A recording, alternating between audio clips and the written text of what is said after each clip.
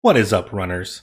The Volley Rifle is a legacy weapon of Bungie's. The 3-round burst that is coveted from Halo to Destiny makes its appearance in Marathon. Through all of Bungie's games, their 3-round burst rifle has been hailed as a consistent and great feeling option. The question is, does the Volley Rifle live up to that in Marathon? Starting off looking at the stats on the weapon, let's look at the strengths first, where we have a couple of things that are our standout points. First off, our low moving inaccuracy means that this gun stays fairly accurate with its starting .96 ADS spread. The 16% is a very small penalty compared to that. Compared to your 1.61 degree aim assist means you'll have a couple of shots where the aim assist is performing very well.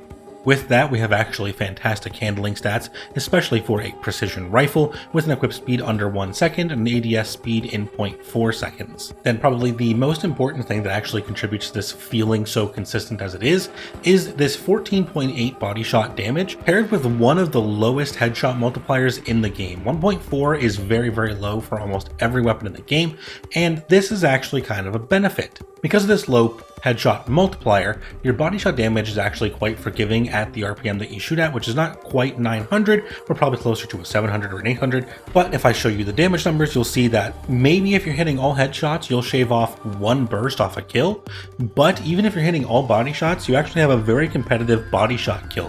While you may be looking at it and saying, yeah, the difference between 8 headshots and 14 body shots is probably quite a bit of time between a 3 burst and a 5 burst, it's true. The real difference is the body shot going from only a 4 burst to a 5 burst, which is actually, when you're shooting this thing, not that many shots. Now, it does have some weaknesses starting out as well, with a lower than average magazine at 27. I do think a magazine is a very big pickup for this gun. You will make do in a 1v1 with 27, but as long as you're fighting 2 or 3 players at a time or lots of AI, magazine is a very big upgrade that this thing needs. Then we do have the worse than average hipfire spread. This is actually on the lower half from the guns that I was able to look at.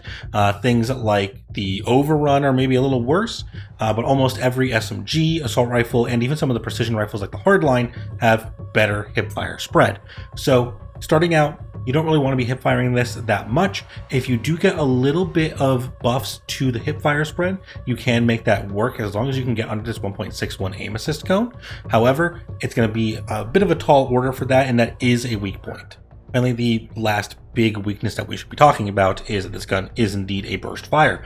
That's not for everybody. Some people are going to prefer a burst weapon and will feel the benefits of, having the time between burst to readjust your aim. And other people are going to be wishing they had full auto either for convenience or consistency. So there is some room for error when you're using a burst weapon, and that's something to be considered.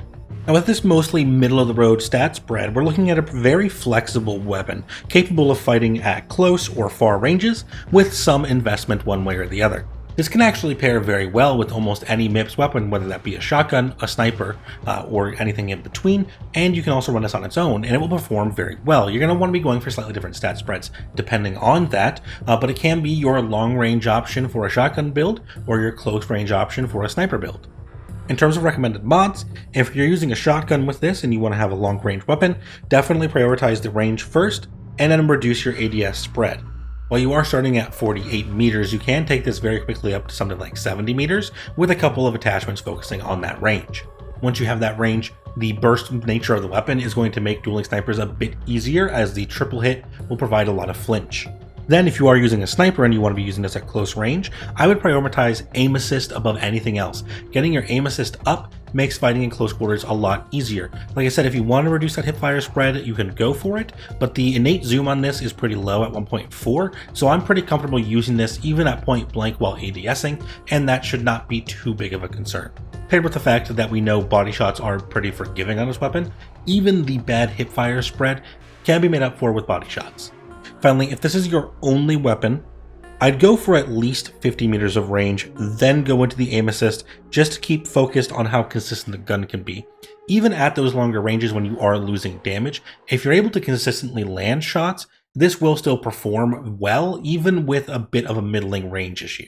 But if you're missing shots because you don't have enough aim assist, there's nothing else you can do to fix that. Now, let's cut to some gameplay. We'll go ahead and show this thing in action so you can see exactly what it looks like. Knocked one.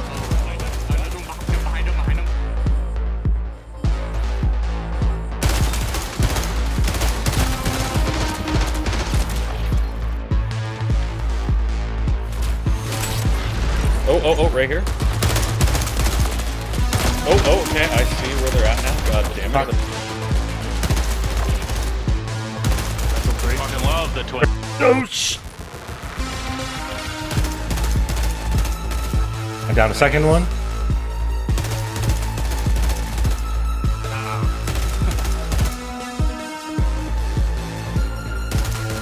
We weren't doing a damage twist. Got one. I'm gonna try and get on the roof real quick.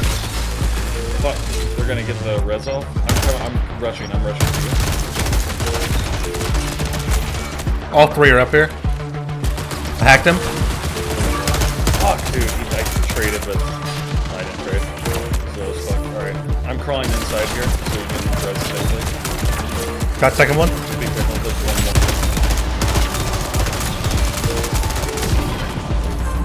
Alright, blue Neek's coming out of this one, baby. Oh, look, he's in this room. Broke his shield.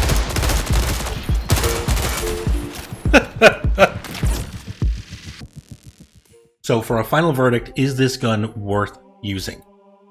At 1.2k, this might be one of the best regular weapons in the game. If I had to choose only one weapon to be running, it's hard to say no to the burst rifle. While there are weapons that will have faster time to kills up very close, and there are weapons that will have more innate range with less recoil for those long distance engagements, it's actually very hard to find something that competes with it in that middle range. Thankfully, these do spawn often enough in weapon lockers, and you'll find them in the Sakaguchi sponsored kits. Because of its incredible flexibility on a scale of 1 to 10, I'd have to give this thing an overall 9, even if it has an 8 at close range and an 8 at long range. The fact that it does have an 8 in both combined to make it a bit more than the sum of the total of its parts. Let me know down below what you think of the Volley Rifle. Thank you all very much for joining me today, and I will see you all again very, very soon.